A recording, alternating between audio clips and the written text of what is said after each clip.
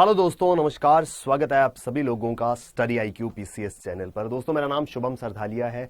Study IQ PCS channel के साथ आप लोग जुड़ चुके हैं। हम यहां पर इकोनॉमिक्स की एनसीईआरटी, अर्थशास्त्र की जो एनसीईआरटी है उसको डिस्कस कर रहे हैं, क्योंकि दोस्तों किसी भी स्टेट पीसीएस का एग्जाम हो, हमेशा से एनसीईआरटी की इंपॉर्टेंस जो है वो रही है। और एज एन एस्पिरेंट हमेशा हमारे मन में डाउट रहता है कि एनसीईआरटी को किस तरीके से पढ़ना है, कितना समय देना है, क्या एनसीईआरटी में लिखी हर एक पॉइंट, हर एक लाइन जो है वो हमारे लिए इंपॉर्टेंट है। इस वजह से स्पेशल सीरीज शुरू की गई है। यहाँ पे दोस्तों पूरी की पूरी एनसीईआरटीज में जो इंपॉर्टेंट चीजें हैं, जो फैक्ट्स, जो फिगर्स, जो कंसेप्ट एग्जाम सेंट्रिक है, जो एग्जाम के अंदर हमारी मदद करेंगे, उनको हम यहाँ पे डिस्कस करेंगे। अगर आपने पिछला वीडियो नहीं देखा है दोस्तों, ये हमारा लेक्चर 2 है। यहां पर हम डिस्कस कर रहे हैं 9th क्लास की इकोनॉमी, क्योंकि अर्थशास्त्र इकोनॉमी के साथ जब हमारा सबसे पहला जो एक कांटेक्ट हुआ था वो कब हुआ था? जब हम 9th क्लास में थे। 9th क्लास में पहली बार इंट्रोड्यूस हुई थी एनसीईआरटी के अंदर इकोनॉमी की एनसीईआरटी। तो उसमें 9th क्लास की इकोनॉमी का पहला चैप्टर, जिसका नाम था स्टोरी ऑफ विलेज पालमपुर, वो हमने डिस्कस करा था। सेकंड जो हमारा चैप्टर है उसको हम यहां पर आज डिस्कस करने वाले हैं। दोस्तों, economy book for 9th class NCERT book, उसका सेकंड चैप्टर जिसका नाम है पीपल एज अ रिसोर्स। दोस्तों, अगर आपने पिछला वीडियो देखा है तो आप जानते होंगे कि हमने पहले चैप्टर के अंदर एनसीईआरटी बुक में स्टोरी ऑफ विलेज पालमपुर नाम का पहला चैप्टर है। यहां पर पालमपुर जो है वो एक हाइपोथेटिकल विलेज है, जो हमको ये समझाता है, ये बताता है कैसे इकोनॉमिक एक्टिविटी की शुरुआत होती है, बहुत ही छोटे स्तर पर, बहुत ही स्मॉल स्केल पर। हमने वहां पर देखा कि कैसे एक छोटे से गांव में लोग जो है वो विभिन्न प्रकार की इकोनॉमिक एक्टिविटीज, आर्थिक गतिविधियां जो है वो कर रहे थे। क्यों? क्योंकि उनको अपनी बेसिक रिक्वायरमेंट्स, रोटी, कपड़ा और मकान, फूड, क्लोथिंग एंड शेल्टर के रिक्वायरमेंट को पूरा करना था। उसके लिए उनको कोई ना कोई काम करना था जिससे उनको अर्निंग हो सके। तो कुछ लोग जो थे वो एग्रीकल्चर कर रहे थे। क्यों? क्योंकि लैंड सबसे अबंडेंट रिसोर्स था। कुछ लोग जो थे वो एलाइड एक्टिविटीज में इन्वॉल्व थे, जैसे कोई पॉटरी का काम करता था, कोई वीविंग करता था, कोई डेयरी फार्मिंग करता था, कोई ट्रांसपोर्ट का काम करता था। इस तरीके की छोटी छोटी इकोनॉमिक एक्टिविटीज जो है वो कर रहे थे। अगला चैप्टर जो है वो है पीपल एज अ रिसोर्स। दोस्तों, रिसोर्स शब्द जो है वो यहां पर इंपॉर्टेंट है। रिसोर्स क्या होता है? हिंदी में समझे तो रिसोर्स का अर्थ होता है संसाधन। रिसोर्स की अगर हम डेफिनेशन देखें तो कोई भी चीज जो हमको किसी पर्टिकुलर काम में मदद कर रही है वो रिसोर्स होती है। रिसोर्स का एग्जांपल हमने सुना होगा ऑयल। ऑयल जो है वो रिसोर्स है। इवन लैंड जो है वो रिसोर्स है। नेचुरल रिसोर्सेज की हम बात करते हैं, प्राकृतिक संसाधन। ऑयल है, लैंड है, नेचुरल रिसोर्सेज है, ये सब हमको किसी ना किसी तरीके से किसी ना किसी चीज में मदद कर रहे थे। उसी तरीके से क्या आपको नहीं लगता पीपल, ह्यूमन जो है वो भी रिसोर्स है? क्यों? ये चीज तो हमको पहले चैप्टर में समझ आ गई थी कि आदमी काम कर रहा है तो उससे कुछ रिजल्ट आ रहा है, जिसकी वजह से उसका और उसके परिवार का पेट जो है वो पल रहा है। पूरा गांव जो है वो अपने लिए आजीविका ढूंढ रहा है। तो क्या एक आदमी का, एक ह्यूमन का, इंसान का काम करना, क्या वो रिसोर्स के रूप में नहीं आ रहा? इस वजह से दूसरे चैप्टर को नाम दिया गया पीपल एज अ रिसोर्स। हम जानेंगे, हम समझेंगे कैसे पीपल जो है वो रिसोर्स हो सकते हैं, एक आदमी जो है वो रिसोर्स कैसे हो सकता है। हम जो भी काम करते हैं, अब आपको क्या लगता है कि मैं कुछ भी कर रहा हूं तो क्या वो रिसोर्स है? ह्यूमन एज अ रिसोर्स की हमने बात कर ली और हमने समझ भी लिया कि सर, जब मैं इकोनॉमिक एक्टिविटी कर रहा था, जब मैं कोई ऐसा काम कर रहा था जिसकी इकोनॉमिक इंप्लीकेशंस थी, आसान भाषा में समझे तो which was earning me money, या तो वो मेरी को पैसा दिला रहा था या मेरी किसी नीड को फुलफिल कर रहा था। जरूरी नहीं है, बहुत समय पहले जब बार्टर सिस्टम हुआ करता था तो इकोनॉमिक एक्टिविटी जो है वो डायरेक्टली इस पे निर्भर नहीं करती थी कि मुझे पैसा मिलता है, मेरी कोई जरूरत जो है वो पूरी होती थी। अब रिसोर्स का काम क्या होता है? हमारी कोई जरूरत पूरी करना। लेकिन क्या इंसान का हर एक काम जो है वो किसी जरूरत को पूरा करने के लिए है? क्या अगर मैं सो रहा हूं तो वो भी एक रिसोर्स है? जी नहीं। ह्यूमन एक्टिविटीज जो है वो दो ब्रॉड कैटेगरीज में डिवाइड हो सकती हैं। एक होगी इकोनॉमिक एक्टिविटी और दूसरी होगी नॉन इकोनॉमिक एक्टिविटी। दोस्तों, जितनी भी इकोनॉमिक एक्टिविटीज हैं, those will be classified as a resource. Economic activity की जहां तक बात आती है, क्या होगी इकोनॉमिक एक्टिविटी? कोई भी ऐसी activity which are undertaken for monetary gains or to satisfy his or her wants. मेरी जरूरतें, मुझे क्या चाहिए था वो पूरा करने के लिए, या फिर मॉनेटरी गेन्स के लिए, पैसा प्राप्त करने के लिए अगर मैं कोई काम करता हूं वो मॉनेटरी गेन है। किसान अगर किसानी करता है, वो खेत में फसल बो रहा है, तो ऐसा नहीं कि उसको अच्छा लगता था, उसको मॉनेटरी गेन्स हो रहे थे। या फिर अगर हम विलेज पालमपुर में चले जाएं तो हम एक साइड छोड़ते हैं मॉनेटरी गेन्स को, उस खेती करने से किसान का और किसान के परिवार का पेट जो है वो पल रहा था। दुकानदार, manufacturer, doctor, lawyer, taxi driver, ये सभी लोग जो है वो इकोनॉमिक एक्टिविटी की कैटेगरी में आएंगे। और साइमल्टेनियसली दूसरी एक कैटेगरी होगी नॉन इकोनॉमिक एक्टिविटीज की। मैं दिन भर में बहुत सारे काम ऐसे भी करता हूं, आप दिन भर में बहुत सारे काम ऐसे भी करते हैं जो किसी पर्टिकुलर नीड या वांट को फुलफिल करने के लिए नहीं है या मॉनिटरी गेन्स के लिए नहीं है, लेकिन फिर भी वो हमारी दिनचर्या का पार्ट है। एग्जाम्पल के तौर पर पूजा पाठ। अब एक कंडीशन को छोड़कर के एक एक्सेप्शन है कि अगर आप किसी कोई मंदिर में पंडित हैं या पुजारी हैं तो उस केस में आपकी एक्टिविटी पूजा पाठ भी जो है वो इकोनॉमिक एक्टिविटी हो जाएगा। क्यों? क्योंकि वो पूजा पाठ करने से आपको पैसा मिल रहा है। लेकिन आप सभी अगर अपने घर पे पूजा पाठ करते हैं तो क्या वो इकोनॉमिक एक्टिविटी है? नो। हाउस कीपिंग, घर पे साफ सफाई करना, घर का काम करना, क्या वो इकोनॉमिक एक्टिविटी है? नहीं। किसी गरीब की, किसी जरूरतमंद की मदद करना, क्या वो इकोनॉमिक एक्टिविटी है? नहीं। तो पीपल एज अ रिसोर्स में इंसानों की जो एक्टिविटीज थी उनको हमने डिवाइड कर दिया इकोनॉमिक और नॉन इकोनॉमिक एक्टिविटीज में। दोस्तों एग्जांपल के तौर पर एक ही चीज जो है वो साइमल्टेनियसली इकोनॉमिक भी हो सकती है और नॉन इकोनॉमिक भी हो सकती है। ये सिर्फ डिपेंड करता है सिचुएशन के ऊपर। एग्जांपल, घर में अगर हमारे घर में हमारी मदर जो है वो कुकिंग करती है तो क्या वो इकोनॉमिक एक्टिविटी है? क्या हम उनको पे कर रहे हैं उसके लिए? नहीं। लेकिन वही कुकिंग अगर किसी रेस्टोरेंट में होती है, एक शेफ करता है, तो वो अपने आप इकोनॉमिक एक्टिविटी जो है वो बन जाती है। तो यहां पर काम जो है वो बिल्कुल सेम हो रहा है, खाना ही बन रहा है, लेकिन यही खाना जो है वो सिचुएशनल अगर घर के अंदर बन रहा है, मदर बना रही है, सिस्टर बना रही है, मैं बना रहा हूं, आप बना रहे हैं, तो ये नॉन इकोनॉमिक एक्टिविटी है। लेकिन अगर ये खाना शेफ बना रहा है तो ये इकोनॉमिक एक्टिविटी। दोस्तों इनडायरेक्टली घर पे खाना बनाना भी कहीं ना कहीं जो है हम इसको इकोनॉमिक एक्टिविटी समझ सकते हैं, क्योंकि इकोनॉमिक एक्टिविटी की डेफिनेशन में कहा गया या तो मॉनिटरी गेन्स या फिर हमारी नीड्स को फुलफिल करने के लिए। तो अनडाउटेडली खाना बनाना जो है वो हमारी नीड्स को यहां पर फुलफिल कर रहा है। क्लासिफिकेशन ऑफ इकोनॉमिक एक्टिविटीज, वो आर्थिक गतिविधियां, यहां पर इकोनॉमिक एक्टिविटीज से डायरेक्टली मतलब है जो हमें मॉनेटरी गेन्स दे रही हैं, जिनसे हमें कुछ पैसा जो है वो मिल रहा है। तो क्लासिफिकेशन ऑफ, अगर हम इकोनॉमिक एक्टिविटीज की बात करें तो आपने बहुत बार ये टर्म सुने होंगे, प्राइमरी सेक्टर, सेकेंडरी सेक्टर और टर्शरी सेक्टर। इसके अलावा भी कुछ सेक्टर्स हैं, लेकिन बेसिक टू स्टार्ट विद जो हमारी आर्थिक गतिविधियां हैं, जो हमारी इकोनॉमिक एक्टिविटीज है, वो 3 ब्रॉड कैटेगरीज में आती है। अगर हम अपने आसपास देखें तो जितने भी लोग इकोनॉमिक एक्टिविटी कर रहे हैं जिनसे उनको मॉनेटरी गेन्स हो रहा है, वो या तो प्राइमरी सेक्टर का पार्ट होंगे या सेकेंडरी या टर्शरी सेक्टर का पार्ट होंगे। प्राइमरी सेक्टर जो डायरेक्टली नेचुरल रिसोर्सेज पे निर्भर करता है, वो सारे के सारे काम जिनके लिए हमको प्रकृति की, नेचर की मदद लेनी पड़ती है, वो सारी की सारी चीजें जो है वो कहलाती है क्या? Primary sector. जैसे एग्रीकल्चर हो गया, फॉरेस्ट्री हो गई, animal husbandry, fishing, poultry farming, mining, poultry farming हो, फिशिंग हो, माइनिंग हो, एग्रीकल्चर हो, फॉरेस्ट्री हो, यहां पर हमारी एक्टिविटी किसके अराउंड रिवॉल्व करती है? नेचर के अराउंड। प्रकृति से हमें यहां पर इकोनॉमिक एक्टिविटी करने में जो है वो मदद मिलती है। कोई भी आर्थिक गतिविधि जो नेचर से रिलेटेड है वो प्राइमरी सेक्टर है। प्राइमरी सेक्टर से कुछ आउटपुट जो है वो निकलेगा इकोनॉमिक एक्टिविटी करने के बाद, यहां पर कुछ प्रोडक्शन होगी, उस प्रोडक्शन का इस्तेमाल करके, ये प्राइमरी सेक्टर से आने वाले प्रोड्यूस का इस्तेमाल करके, उसके अंदर कुछ और चेंजेस करके जो हम एक्टिविटी करेंगे, वो पार्ट बनेगी सेकेंडरी सेक्टर का। ठीक है जी। इस सेकेंडरी सेक्टर को मैन्युफैक्चरिंग सेक्टर भी कहा जाता है। और उसके बाद तीसरा आता है टर्शरी सेक्टर, जहां पे सर्विसेज इन्वॉल्व है। दोस्तों आसान भाषा में मैं आपको समझाऊंगा।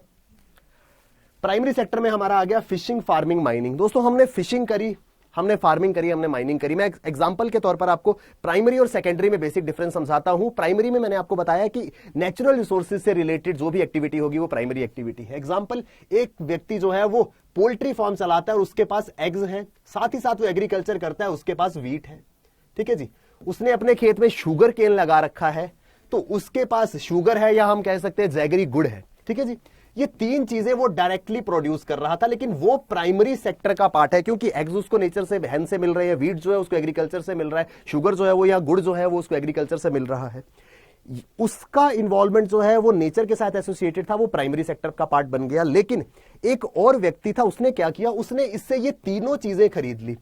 उसने क्या किया, एग, वीट, शुगर को मिक्स किया और बना दिया क्या, केक। ठीक है जी। उसने प्राइमरी सेक्टर के प्रोडक्ट्स को लेकर के उसमें थोड़ी सी अपनी स्पेशलाइजेशन डाली और एक नया प्रोडक्ट बना दिया। ऑल टुगेदर नया प्रोडक्ट बनाया गया है। दोस्तों केक आप खेत में नहीं बना सकते, केक आप पेड़ पे नहीं उगा सकते, ये आपको बनाना पड़ेगा। जहां पर प्राइमरी सेक्टर से आने वाले ऑब्जेक्ट्स या प्राइमरी सेक्टर के प्रोड्यूस को इस्तेमाल करते हुए इसमें थोड़ी से बदलाव करके एक नया प्रोडक्ट क्रिएट किया जाएगा, वो कहलाएगा हमारा सेकेंडरी सेक्टर। सेकेंडरी सेक्टर में क्या आएगा, मैन्युफैक्चरिंग। फ्लोर मिल हो गई, जहां पर वीट का आटा बनाया जाता है, सूजी बनाई जाती है, मैदा बनाया जाता है। ब्रिवरी है, जहां पर राइस से बियर बनती है या किसी और ऑब्जेक्ट से बियर जो है बन सकती है। कार फैक्ट्री एक बहुत बड़े स्केल पे। अब कार फैक्ट्री में क्या होता है कि कार फैक्ट्री में हमको मेटल्स की जरूरत पड़ती है। वो मेटल्स कहां से आ रहे हैं? वो नेचर से आ रहे हैं। रबड़ की जरूरत पड़ती है, रबड़ कहां से आ रही है? नेचर से आ रही है। तो नेचर से आने वाले प्रोडक्ट्स को इस्तेमाल करते हुए उसमें कुछ स्पेशलाइजेशन डाल के हम जो नया प्रोडक्ट मैन्युफैक्चर करेंगे वो सेकेंडरी सेक्टर है। और तीसरा आता है सर्विस सेक्टर, या जिसको कहा जाता है टर्शरी सेक्टर। दोस्तों पहले दोनों सेक्टर्स की अगर हम बात करें, पहले दोनों सेक्टर्स के अंदर क्या हो रहा था? एक फिजिकल गुड जो है वो मौजूद था। प्राइमरी सेक्टर में फिजिकल गुड क्या था? डायरेक्टली जो नेचर से मिल रहा है। और सेकेंडरी सेक्टर में फिजिकल गुड क्या था? वो ऑब्जेक्ट जो हमने नेचुरल चीजों को मिला करके बनाया, लेकिन फिजिकल एक्सचेंज ऑफ गुड्स जो है वो हो रहा था। मैंने किसी को 1 किलो आटा दे दिया, मैंने किसी को 1 किलो गेहूं दे दिया, मैंने 1 किलो शक्कर दे दी, या फिर मैंने 1 किलो किसी को केक दे दिया, मैंने किसी को बिस्किट दे दिया, मैंने किसी को गाड़ी दे दी। यहां पर फिजिकल एक्सचेंज ऑफ ऑब्जेक्ट जो है वो किया जा रहा था। लेकिन एक सेक्टर ऐसा है जहां पर कोई प्रोडक्ट जो है, कोई फिजिकल गुड जो है वो एक्सचेंज नहीं होता, लेकिन फिर भी वो इकोनॉमिक एक्टिविटी है, वो है सर्विस सेक्टर। एग्जांपल के तौर पर दोस्तों वही सेम एग्जांपल हम लेते हैं जहां पर हमने एग, व्हीट और शुगर से केक बनाया था। इस केक को बनाने के लिए मैंने एक व्यक्ति जो है वो हायर करा। मैंने कहा कि भाई ऐसा है, तुम यहां रह करके, मैं तुम्हें व्हीट लाके दूंगा, मैं तुम्हें एग लाके दूंगा, मैं तुम्हें शुगर लाके दूंगा, इनको मिक्स करना है, इनको हीट करके केक बनाना है। अब ये तीसरा, मान लीजिए इस व्यक्ति का नाम एक्स है, ये एक्स यहां पर क्या कर रहा है? अगर मैंने इसको काम पे रखा है तो इसके बदले में इसको मॉनेटरी गेन्स जो है वो होंगे, मैं इसको कुछ पैसा दूंगा तभी ये मेरे पास काम करेगा। लेकिन अब ये यहां पर पैसा जो है वो ले रहा है, तो ये कौन सी कैटेगरी में आएगा? क्या ये नेचर से कुछ लेकर के आ रहा था? नहीं, नेचर से तो मैं इसको प्रोडक्ट लाके दे रहा था। क्या ये फिनिश प्रोडक्ट बना रहा था? नहीं, वो तो मैं बना रहा था। तो फिर ये यहां पर क्या कर रहा था दोस्तों? ये दे रहा था मुझे अपनी सर्विसेज। इसने कोई ऑब्जेक्ट या कोई गुड नहीं दिया मुझे, ये अपनी सेवाएं, अपनी सर्विसेज दे रहा था, जो हमारा तीसरा सेक्टर है। Example banking, retail shops, restaurants. Bank में जाकर के आप क्या करते हैं? आप सर्विस लेते हैं। आप कटिंग कराने जा रहे हैं, वो सर्विस है। आप शू पॉलिश कराते हैं, वो सर्विस है। आप अपनी गाड़ी धुलवाते हैं, वो सर्विस है। जहां पर कोई फिजिकल एक्सचेंज नहीं हो रहा, लेकिन वो अपनी सर्विसेज आपको दे रहे हैं। तो ये 3 ब्रॉड कैटेगरीज है। ऐसा नहीं है कि इसके अलावा सेक्टर्स नहीं है, बहुत सारे सेक्टर्स हैं। ग्रेजुअली जब हम आगे प्रोसीड करेंगे तो हम वो सारे सेक्टर्स को समझेंगे, लेकिन यहां पर ये 3 सेक्टर्स जो हैं वो इंपॉर्टेंट है। आई होप दोस्तों हम लिंक कर पा रहे हैं कैसे एग्रीकल्चर से, पालमपुर के अंदर होने वाले एग्रीकल्चर से हम प्राइमरी, सेकेंडरी और टर्शरी सेक्टर तक जो है वो पहुंच चुके हैं। अब ये सारी की सारी एक्टिविटीज फर्दर क्लासिफाई हो सकती हैं मार्केट एक्टिविटीज में और नॉन मार्केट एक्टिविटीज में। दोस्तों चाहे प्राइमरी सेक्टर हो, सेकेंडरी हो, टर्शरी हो, यहां पर कुछ एक्टिविटीज ऐसी हैं जिनको करने के बाद जो फिनिश प्रोडक्ट या फिनिश सर्विस आएगी उसको हम जाकर के बाजार में सेल कर सकते हैं। इनको कहा जाएगा क्या? Market activities. और जिनको हम बाजार में सेल नहीं कर सकते, they are carried for self consumption, इनको कहा जाएगा क्या? Non market activities. Sir difference जो है वो बहुत बेसिक है। मैंने केक बनाया और बाजार में जाके सेल कर दिया, ठीक है जी। मैंने केक बनाया, मैंने बाजार में जाके सेल कर दिया, आई एम ब्रिटानिया, ठीक है जी। मैंने केक बनाया, मैंने बाजार में बेचा, मेरा प्रोडक्ट बिकता, आई एम ब्रिटानिया। मैंने केक बनाया अपने घर पे, मैंने खुद खा लिया, आई मे बी तानिया। क्यों? मैंने सेल्फ कंजम्पशन की है, मैंने कुछ बाजार में नहीं बेचा है। तो यहां पर डिफरेंस जो है वो कंजम्पशन का होगा। अगर मैं प्रोडक्ट बना रहा हूं किसी को बेचने के लिए ताकि मैं उससे मॉनेटरी गेन्स ले सकूं, तो वो मार्केट एक्टिविटी है। वही सेम प्रोडक्ट अगर मैं सेल्फ कंजम्पशन के लिए इस्तेमाल करता हूं तो वो नॉन मार्केट एक्टिविटी जो है वो हो जाएगी। एग्जांपल, घर पे कुकिंग करना, घर पे कपड़े धोना, घर पे बच्चों का ध्यान रखना, ये सारी की सारी चीजें हम सेल्फ कंजम्पशन के लिए कर रहे हैं, तो ये नॉन मार्केट एक्टिविटी है। यही एक्टिविटी अगर आप बाहर करें, मान लीजिए अगर आपके घर पे मेड है, वो बर्तन धोने आ रही है, तो वो इकोनॉमिक एक्टिविटी है, क्योंकि वो सेल्फ कंजम्पशन नहीं है, she is doing it for you. कोई छोटे बच्चे को संभालने का क्रैश चलाता है, वो इकोनॉमिक एक्टिविटी है, ठीक है जी। अब एग्जाम्पल के तौर पर दोस्तों ये 2 तस्वीरें हैं। ये एक टी स्टॉल है और ये घर पे बनाई जाने वाली टी है, टी एट होम है। अब है दोनों केसेस में प्रोडक्ट बिल्कुल सेम, दोनों केसेस में सिर्फ चाय ही बन रही है, लेकिन ये चाय और ये चाय में क्या फर्क है? ये चाय बन रही है सेल्फ कंजम्पशन के लिए। क्या ये चाय वाला जो ठेला है, क्या ये अंकल है, क्या ये खुद के लिए चाय बना रहे हैं? खुद के लिए बनानी होती तो शायद ये घर में बैठ के बना रहे होते, ऐसे इतनी धूप में ना खड़े होते। तो सेम एक्टिविटी जो है वो इकोनॉमिक या नॉन इकोनॉमिक हो सकती है, डिपेंडिंग ऑन के उसका पर्पस क्या है। अगर वो सेल्फ कंजम्पशन है तो वो नॉन इकोनॉमिक एक्टिविटी है, अगर वो किसी दूसरे के लिए है फॉर मॉनेटरी गेन्स तो वो इकोनॉमिक एक्टिविटी जो है वो कहलाएगी। इन सारी चीजों के वजह से इस तरीके से ह्यूमंस जो है वो रिसोर्स बनते हैं और साथ ही बनते हैं ह्यूमन कैपिटल। दोस्तों हमने लैंड, लेबर और कैपिटल के फैक्टर्स ऑफ प्रोडक्शन की बात करी थी। कैपिटल क्या था? लैंड और लेबर को हमको समझ आ गया था। कैपिटल क्या था? कुछ एक्स्ट्रा चीजें जिनकी हमको जरूरत थी अपने पूरे के पूरे प्रोडक्शन या मैन्युफैक्चरिंग साइकिल को पूरा करने के लिए। यहां पर जब लेबर की बात आती है तो लेबर भी एक रिसोर्स है, वो ह्यूमन कैपिटल है। ह्यूमन कैपिटल क्या है? Stock of skill and productive knowledge embodied in human beings. क्या हर एक व्यक्ति ह्यूमन कैपिटल है? मान लीजिए मैं और मेरे साथ एक व्यक्ति और है, मुझे कोई भी काम जो है वो नहीं आता है, दूसरा व्यक्ति जो है वो बहुत अच्छे तरीके से गार्डनिंग करता है, हम दोनों एक जगह पे खड़े हैं, क्या हम दोनों ह्यूमन कैपिटल है? मुझे कोई काम नहीं आता, मुझसे कहा जाएगा तुम क्या कर लोगे, मैं बोलूंगा जी कुछ नहीं आता। उससे पूछा जाएगा, वो कहेगा सर मैं गार्डनर हूं, मैं माली हूं, मैं आपके पूरे के पूरे गार्डन को खूबसूरत बना दूंगा। तो उसके पास रिक्वायर्ड स्किल सेट है, उसके पास नॉलेज है, जिस वजह से वो ह्यूमन कैपिटल कहलाता है।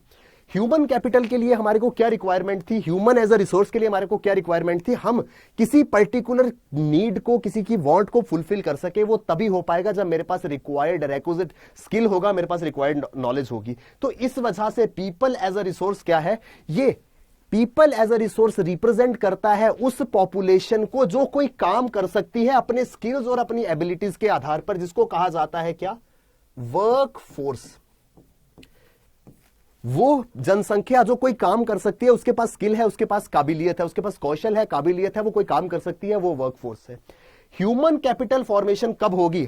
Every human can not be a human capital. समझ आ रहा है आपको? हर व्यक्ति जो है वो ह्यूमन कैपिटल नहीं है। ह्यूमन कैपिटल वो कब होगा? जब उसके पास स्किल होगा, उसके पास नॉलेज होगी, प्लस वो उस काम को कर पाएगा। मान लीजिए मेरे पास स्किल था, मेरे पास नॉलेज थी, मैं गाड़ी बहुत अच्छे से चलाता था, लेकिन किसी कारणवश मेरी दोनों टांगे, मेरे दोनों हाथ काम करना बंद कर गए। क्या अब मैं ह्यूमन कैपिटल रहूंगा? नहीं। तो मेरे पास स्किल होना चाहिए, नॉलेज होनी चाहिए, और मेरी फिजिकल हेल्थ जो है वो इंपॉर्टेंट है, जिस वजह से मैं ह्यूमन कैपिटल या रिसोर्स जो है वो यहां पर बन पाऊंगा। तो दोस्तों ह्यूमन कैपिटल को डेवलप करने के लिए हर ह्यूमन जो है वो ह्यूमन कैपिटल बनेगा अगर उसके पास कुछ रिक्वायर्ड एलिजिबिलिटीज, कुछ क्राइटेरियाज को जो है वो फुलफिल करेगा। ये यहां पर किन चीजों पे निर्धारित होगा? ये होगा स्किल पे, एजुकेशन पे और हेल्थ पे। दोस्तों स्किल, एजुकेशन और हेल्थ। आपके घर पे एक कारपेंटर आता है, ठीक है, वो कारपेंटर आता है, उसने आपके लिए एक टेबल बनाया, आपको बहुत अच्छा लगा टेबल, आपको लगा अरे यार क्या बढ़िया है, आप टेबल बना के दिया है इन्होंने। आप जो है वो मान लीजिए पढ़ाई कर रहे हैं, आप मास्टर्स कर रहे हैं, आपको लगा यार मैं मास्टर्स कर रहा हूं लेकिन मैं ऐसा टेबल नहीं बना सकता, इन्होंने तो बहुत शानदार टेबल बना दिया, ये पक्का बहुत पढ़े लिखे होंगे। आपने उनसे पूछा कि भैया आप कितने पढ़े लिखे हो? उन्होंने कहा नहीं यार मैं पढ़ा लिखा नहीं हूं। अब आपको लगेगा कि यार इनके पास तो एजुकेशन नहीं है, फिर भी इन्होंने इतना अच्छा टेबल कैसे बना दिया? वो क्या था? वो स्किल था। स्किल हो तब भी आप ह्यूमन कैपिटल है। एजुकेशन हो, अब आप मास्टर्स करके, आप ग्रेजुएशन करके, आप कोई भी डिग्री करके जो काम कर पाएंगे वो शायद वो व्यक्ति ना कर पाए जो कारपेंटर है। तो आप अपने फील्ड की एजुकेशन लेने के बाद आप एक रिसोर्स जो है वो बनेंगे, आप ह्यूमन कैपिटल बनेंगे। लेकिन दोनों केसेस में रिक्वायर्ड होगा कि आपकी हेल्थ अच्छी हो, आपके पास स्किल है, आपके पास एजुकेशन है, नॉलेज है, लेकिन उस नॉलेज को, स्किल को, उस एजुकेशन को इंप्लीमेंट करना अगर आपके बस में नहीं है क्योंकि आपकी हेल्थ सही नहीं है, तो यहां पर आप ह्यूमन कैपिटल जो है वो नहीं बन पाएंगे। ह्यूमन कैपिटल के लिए, ह्यूमन कैपिटल क्या है? वो पॉपुलेशन जो कोई काम करेगी, इसको नाम दिया गया quality of population. Quality of population किस चीज पे डिपेंड करेगी? लिटरेसी रेट पे, उनको कितने शिक्षा है, कितना उनको एजुकेशन है, क्या उनकी नॉलेज है। Life expectancy, life expectancy depend का मतलब होता है कि कितने साल तक एक एवरेज व्यक्ति जो है वो जिएगा। स्किल फॉर्मेशन, तो तीन चीजें आ गई, एजुकेशन, स्किल और हेल्थ।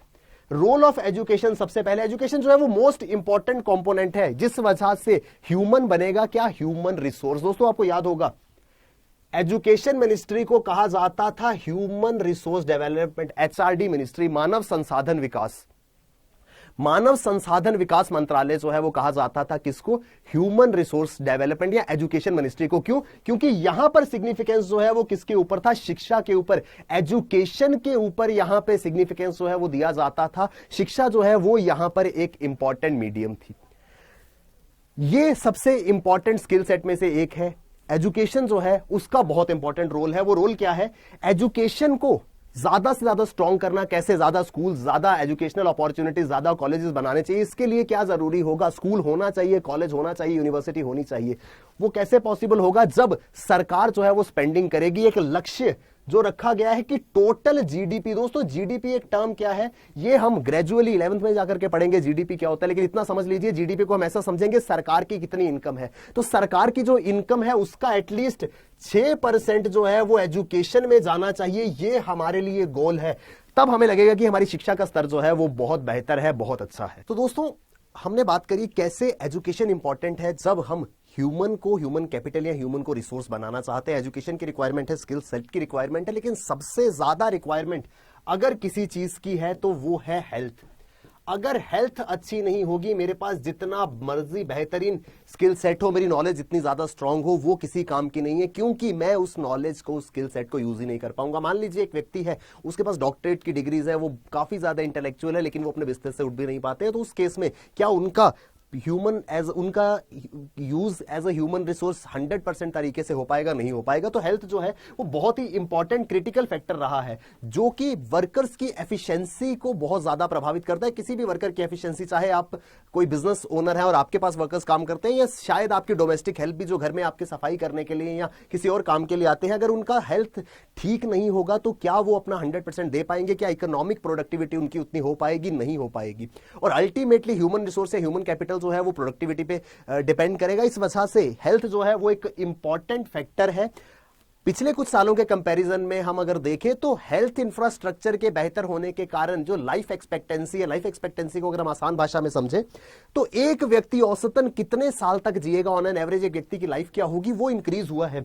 ये लाइफ एक्सपेक्टेंसी जो है वो 37.2 ईयर्स हुआ करती थी 1915 में। 1951 में अगर कोई व्यक्ति पैदा होता था तो ऑन एन एवरेज, औसतन बता रहा हूं मैं, हो सकता है कि ये लगता हो कि यार ये 37-38 साल तक जिएगा ज्यादा से ज्यादा, लेकिन जैसे जैसे हेल्थ इंफ्रास्ट्रक्चर बेहतर होता गया, हमारे पास अगर 2001 के फिगर्स कंपेयर करें तो ये जो है वो 63.9 हो चुका है। तो लाइफ एक्सपेक्टेंसी इंक्रीज हुई है, यानी कि हेल्थ जो है वो बेहतर हो रही है। और इन्फेंट मॉर्टेलिटी रेट, बच्चों के अंदर मृत्यु दर जो है वो 147 से 70 आ गई है इसी पीरियड में। 1951 में अगर एक बच्चे का जन्म होता था तो उसमें टोटल जो डेथ रेट था वो करीब करीब 147 था, जो कि अब कम होकर के 70 जो है वो हो चुका है। तो किस तरीके से हेल्थ एक इंपॉर्टेंट रोल प्ले करती है और हेल्थ जो है वो कैसे सिग्निफिकेंट है ह्यूमन रिसोर्स के लिए, वो हम यहां पर समझ रहे थे। तो एजुकेशन और हेल्थ ये मिल करके एक ह्यूमन को रिसोर्स बनाएंगी, ह्यूमन को कैपिटल जो है, ह्यूमन कैपिटल जो है वो बनाएंगी।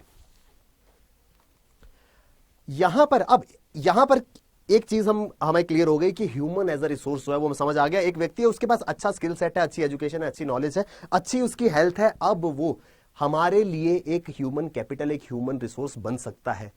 ह्यूमन रिसोर्स वो कब बनेगा? मान लीजिए एक व्यक्ति है, उसके पास अच्छी हेल्थ भी है, अच्छा उसके पास नॉलेज भी है, स्किल सेट भी है, लेकिन वो घर पे बैठा है, वो कुछ कर नहीं रहा, क्या उस केस में वो रिसोर्स है, कैपिटल है? नहीं।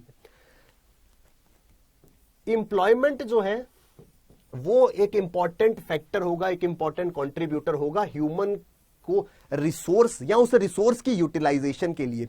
जिसके पास स्किल सेट है वो काम करना चाहता है और उसके पास काम है, वो एम्प्लॉयड कहलाएगा। जिसके पास काम नहीं है वो कहलाएगा क्या? अनएम्प्लॉयड।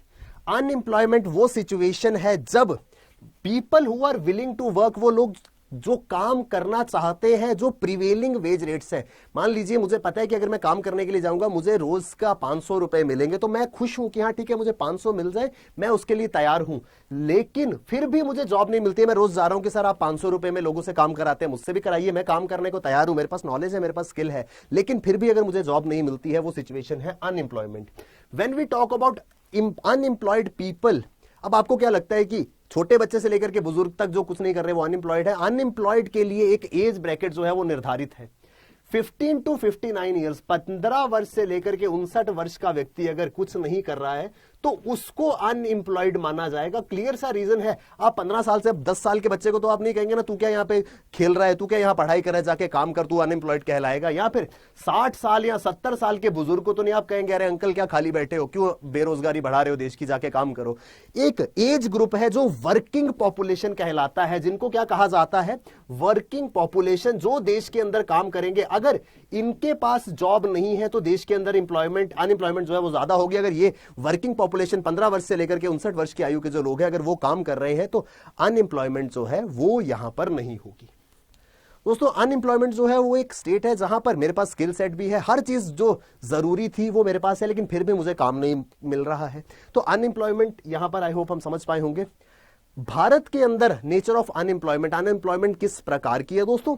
अनएम्प्लॉयमेंट ग्रेजुअली हम जैसे आगे के एनसीईआरटीज को कवर करेंगे तो बहुत अलग अलग टाइप्स की अनएम्प्लॉयमेंट जो है वो निकल करके आएंगी। यहां पर हम अभी बात करेंगे सबसे पहले सीजनल अनएम्प्लॉयमेंट की। सीजनल अनएम्प्लॉयमेंट जो है वो संबंधित है किससे? सीजन से।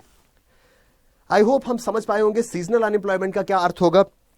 सीजनल अनएम्प्लॉयमेंट की अगर हम एग्जांपल देखें वो मैं आपको आगे दूंगा। सीजनल अनएम्प्लॉयमेंट ये होती है जब साल के कुछ महीने मेरे पास काम है और बाकी समय मैं खाली हूं। When I have work to do during some months of year और बाकी टाइम मैं खाली हूं, जिसको ऑफ सीजन कहा जाता है, तो वो सीजनल अनएम्प्लॉयमेंट है। Farm labourers usually face this kind of problem. खेत में अगर मैं वीट की कल्टीवेशन करता हूं तो मुझे सबसे ज्यादा लेबर की जरूरत कब होगी? जब वीट हार्वेस्ट करना है। या अगर मैं पैडी की, चावल की, धान की खेती करता हूं, मुझे लेबर की जरूरत कब होगी? जो मुझे धान जो है वो लगाना है। लेकिन बाकी समय में क्या मैं धान लगाने के लिए लेबर को लेकर के आया तो क्या मैं पूरा साल उनको पे करूंगा? नहीं, बाकी समय मैं उनको पे नहीं करूंगा। वो उतने समय में जब वो मेरे लिए धान लगाएंगे उसके बाद वो चले जाएंगे, बाकी समय वो अगर खाली बैठते हैं, ये है सीजनल अनएम्प्लॉयमेंट। दूसरे प्रकार की अनएम्प्लॉयमेंट यहां पर हम डिस्कस कर रहे हैं, डिसगाइज्ड अनएम्प्लॉयमेंट। दोस्तों डिसगाइज्ड अनएम्प्लॉयमेंट क्या है? जहां पर एक काम करने के लिए एक व्यक्ति की जरूरत थी, मैंने वहां 5 लोग लगा रखे हैं। मान लीजिए आपके घर पे एक सिक्योरिटी गार्ड की जरूरत थी, आपने अखबार में ऐड दिया कि सर मुझे एक सिक्योरिटी गार्ड चाहिए, मैं उसको 8,000 रुपए सैलरी दे दूंगा। आपके पास 2 व्यक्ति आते हैं, बोलते हैं कि सर हमें ये नौकरी चाहिए। आप कहते नहीं यार मुझे तो एक ही आदमी की रिक्वायरमेंट है। वो कहते हैं नहीं सर हम दोनों को ये नौकरी चाहिए। आप ऐसा कीजिए, आप हम दोनों को रख लीजिए, आप हम दोनों को 4,000 रुपीज ईच दे दीजिएगा। आपने टोटल 8,000 रुपए कहा था, आप हम दोनों को ही 4-4 हजार दे दीजिएगा। यहां पर क्या हुआ? मुझे भी लगा कि ठीक है यार, एक से भले दो, मुझे एक सिक्योरिटी गार्ड की जरूरत थी, सेम कॉस्ट पे मुझे 2 लोग मिल रहे हैं, तो ठीक है मैं 2 लोगों को एम्प्लॉय कर लेता हूं। यहां पर ये लोग रोजगार तो इनको मिल गया, इनको काम तो मिल गया, लेकिन ये होंगे अब डिसगाइज्ड अनएम्प्लॉयमेंट का शिकार। क्यों? यहां पर अगर ये दूसरा व्यक्ति, मान लीजिए ये ए है, ये बी है, अगर मैं ए को काम पे रखता और 8,000 रुपए देता, सेम पोटेंशियल बी के पास है, बी किसी दूसरी जगह पर जाकर के सेम नौकरी 8,000 में कर सकता था, लेकिन इन्होंने चूज क्या किया? इन्होंने हाफ रेट पे, आधे दाम पे काम करने का जो है वो फैसला किया। तो ये लोग डिसगाइज्ड अनएम्प्लॉयड है। इसके अलावा फ्रिक्शनल अनएम्प्लॉयमेंट होती है, साइक्लिक अनएम्प्लॉयमेंट होती है, इनके बारे में हम ग्रेजुअली आगे जाकर के पढ़ेंगे। बेसिक अभी हम समझेंगे सीजनल और डिसगाइज्ड अनएम्प्लॉयमेंट के बारे में। दोस्तों एग्जांपल के तौर पर सीजनल, मैंने आपको बताया विंटर क्रॉप, गेहूं की कटाई होनी थी, मुझे लेबर चाहिए। मैंने आसपास के इलाके में जाकर के 15 लोगों को लाया कि मेरे खेत में कटाई कर दीजिए। उन्होंने कटाई करने के लिए 20 दिन लगाया। वो 20 दिन के लिए तो एम्प्लॉयड है, लेकिन बाकी समय वो अनएम्प्लॉयड, शायद उनके पास काम ना हो, तो वो सीजनल अनएम्प्लॉयमेंट का शिकार है। एग्जांपल क्रिसमस जॉब्स, या भारत की अगर हम बात करें तो जब हमारा फेस्टिवल सीजन आता है दिवाली के अराउंड, तो दिवाली के अराउंड भारत में या वेस्टर्न कंट्रीज में क्रिसमस के अराउंड एकदम से मार्केट के अंदर डिमांड जो है वो बढ़ जाती है। लोग अलग अलग प्रकार की दुकानें, अलग अलग प्रकार का सामान बेचना शुरू कर देते हैं। जब वो सामान बेचेंगे, उस सामान के बेचने के साथ उनको जरूरत होगी एक व्यक्ति की, एक इंडिविजुअल की, तो वहां पर उस इंडिविजुअल व्यक्ति के लिए या उन ग्रुप ऑफ पीपल के लिए नए नए रोजगार जो है वो क्रिएट होंगे, लेकिन वो पर्टिकुलर टाइम के लिए। दिवाली में अक्टूबर नवंबर के आसपास भारत में लोगों को रोजगार मिलेगा, क्रिसमस के आसपास या न्यू ईयर के आसपास वेस्टर्न कंट्रीज में लोगों को रोजगार मिलेगा, लेकिन बाकी समय जब उनके पास काम नहीं होगा, ये होगी सीजनल अनएम्प्लॉयमेंट। अगर हम बात करें डिसगाइज्ड अनएम्प्लॉयमेंट की, दोस्तों ये क्लासिक एग्जांपल है। ये तस्वीर अपने आप में सब बयान कर रही है। क्या आपको लगता है कि इन 2 बैलों को चलाने के लिए 1, 2, 3, 4, 5 लोगों की जरूरत थी? नहीं, शायद इन 2 बैलों को 1 या ज्यादा से ज्यादा 2 लोग कंट्रोल कर लेते, लेकिन यहां पर हमने 5 लोगों को इन बैलों को कंट्रोल करने के लिए लगाया है। आपको नहीं लगता कि अगर यहां पर सिर्फ 1 या 2 आदमी होते तो बाकी एटलीस्ट 3 लोगों को कहीं और इंप्लॉय किया जा सकता था? लेकिन ये लोग उसी काम को जो 2 लोग कर सकते थे, 5 लोग मिलकर के कर रहे हैं। हो सकता है इन 5 को वेजेस जो है वो मिल रहे हो, लेकिन ये 5 के 5 शिकार हैं किसके? डिसगाइज्ड अनएम्प्लॉयमेंट के। दोस्तों ये बेसिक कंसेप्ट है, मैं बिल्कुल सिंपल एग्जांपल्स देकर के आपको बेसिक कंसेप्ट जो है वो बिल्ड करने की कोशिश कर रहा हूं। आई होप हम चीजों को समझ पा रहे होंगे। अनएम्प्लॉयमेंट क्या स्थिति थी कि मेरे पास स्किल सेट है, मैं पोटेंशियल होल्ड करता हूं कि मैं ह्यूमन रिसोर्स बन सकता हूं, लेकिन मेरे पास काम नहीं है। जितने पैसे मुझे मिल रहे हैं, जो प्रिवेलिंग वेज रेट है, मैं उस पर काम करने को भी तैयार हूं, लेकिन कोई मुझे काम नहीं दे रहा है। ऐसी सिचुएशन होती है अनएम्प्लॉयमेंट। अनएम्प्लॉयमेंट मैंने आपको बताया, एक तो कोर अनएम्प्लॉयमेंट होगी, दूसरी है सीजनल अनएम्प्लॉयमेंट या डिसगाइज्ड अनएम्प्लॉयमेंट। कॉन्सिक्वेंसेस क्या होंगे अनएम्प्लॉयमेंट के? अनडाउटेडली पूरी की पूरी स्टोरी कहां से शुरू हुई थी? लाइवलीहुड से। स्टोरी ऑफ विलेज पालमपुर पे वापस चलते हैं। स्टोरी ऑफ विलेज पालमपुर क्या कहता था? लोग आजीविका के लिए काम कर रहे थे, लोगों को काम करना था क्योंकि उनको अपनी बेसिक रिक्वायरमेंट रोटी कपड़ा और मकान, फूड, क्लोथिंग और शेल्टर को फुलफिल करना था। वहां से जब लोगों ने काम करना शुरू किया, वो अलग अलग एरियाज में काम करना शुरू हुए और वो बने क्या? Capital, human capital, people as a resource. उन्होंने स्किल सेट एक्वायर किया, उन्होंने नॉलेज एक्वायर करी और वो बने क्या? रिसोर्स। लेकिन रिसोर्स कब यूटिलाइज होगा? जब वो एम्प्लॉयड होंगे। अगर वो अनएम्प्लॉयड है तो उनका पूरा का पूरा जो ये प्रोसेस था स्किल सेट एक्वायर करने का, नॉलेज एक्वायर करने का, वो इन वेन जाएगा। तो अनएम्प्लॉयमेंट का क्या अर्थ होगा? अनएम्प्लॉयमेंट के कॉन्सिक्वेंसेस क्या होंगे? सबसे पहले तो मैन पावर रिसोर्स जो है वो यहां पर अनयूटिलाइज्ड है। ऐसा समझ लीजिए कि आपके घर के पास आपको सोने की एक खान मिल गई, आपको पता है इसके अंदर बहुत सारा सोना है, लेकिन आपके पास कोई टेक्निक नहीं है उस सोने को बाहर निकालने की, तो क्या वो रिसोर्स आपके लिए रिसोर्स रहेगा? रिसोर्स तो वो है लेकिन वो यूटिलाइज नहीं हो रहा है। उसी तरीके से जब मानव संसाधन है, ह्यूमन कैपिटल है, लेकिन उसको काम ही नहीं आप लगा रहे, तो इट मींस कि आप वो रिसोर्स जो है उसको वेस्ट कर रहे हैं। इससे इकोनॉमिक ओवरलोड जो है वो बढ़ेगा। क्यों? वर्किंग पॉपुलेशन की मैंने बात करी, वो लोग जो काम कर रहे हैं। मान लीजिए दोस्तों हम विलेज पालमपुर की बात करते हैं, एग्जांपल दोबारा से विलेज पालमपुर का लेते हैं। मान लीजिए पालमपुर के अंदर 100 लोग जो हैं वो रहते थे, 100 में से 30 लोग इंप्लॉयड हैं, 70 लोग अनएम्प्लॉयड हैं। यानी कि अब 30 लोगों का जो इनकम होगा उस पे ये 70 लोग भी डिपेंडेंट हैं। यानी कि अब ये लोग वहां रह रहे हैं तो कुछ तो खाते होंगे, खाने के लिए इनके पास चीजें कहां से आ रही हैं? एटलीस्ट 30 लोग कमा रहे हैं, उनसे जो है वो इनको बेसिक इनकी रिक्वायरमेंट जो है वो पूरी हो रही है। तो अब ये 70 लोगों का बर्डन जो है वो इन 30 लोगों पे है। तो अगर इन अनएम्प्लॉयमेंट ज्यादा होगी तो जो इंप्लॉयड लोग हैं उनका बर्डन जो है वो बढ़ता जाएगा। अनएम्प्लॉयमेंट में lead to increase in social unrest and tension. एक व्यक्ति है, उसके पास आजीविका का कोई भी स्रोत नहीं है। हो सकता है ज्यादातर केसेस में क्या होता है, वो किसका सहारा लेता है? वो चोरी करेगा, वो डाकू बन जाएगा, वो डकैती करेगा। तो इससे क्या होगा? सोशल अनरेस्ट पैदा होगी, टेंशन होगी, वो किसी को मार देगा, किसी को नुकसान पहुंचाएगा। तो कॉन्सिक्वेंसेस जो है वो अनएम्प्लॉयमेंट के वो इस हद तक जा सकते हैं। दोस्तों आई होप हम यहां तक चीजों को समझ पाए होंगे। ये बिल्कुल बेसिक क्रक्स मैं आपको बता रहा हूं। ग्रेजुअली जैसे हम एनसीईआरटी के साथ में आगे बढ़ेंगे तो ये सारी की सारी चीजों को जो है हम इन डेप्थ इन डिटेल यहां पर पढ़ पाएंगे। किस वजह से 9th क्लास की एनसीईआरटी में जब इकोनॉमी हमारे साथ में इंट्रोड्यूस की जाती है तो स्टोरी ऑफ विलेज पालमपुर के बाद पीपल एज अ रिसोर्स हमें समझाया जाता है। आई होप हम समझ पाए होंगे। तो एनसीईआरटी 9th क्लास इकोनॉमी का सेकंड चैप्टर जो है वो हमने यहां पर कवर करा है। नेक्स्ट लेक्चर में हम लेक्चर 3 जो है चैप्टर 3 जो है उसको डिस्कस करेंगे। आई होप यहां तक चीजें हमको जो है वो समझ आई होंगी। दोस्तों अगर आप पहली बार इस चैनल के साथ जुड़े हैं तो स्टडी आईक्यू पीसीएस चैनल को डेफिनेटली सब्सक्राइब कर लीजिए, क्योंकि यहां पर इस तरीके के बहुत इंपॉर्टेंट वीडियोस हम लोग आपके लिए लेकर के आएंगे जो आपको पीसीएस एग्जाम प्रिपरेशन में बहुत ज्यादा बेनिफिट जो है वो देंगे। Thank you very much, all the best, keep working hard, bye bye, take care, जय हिंद।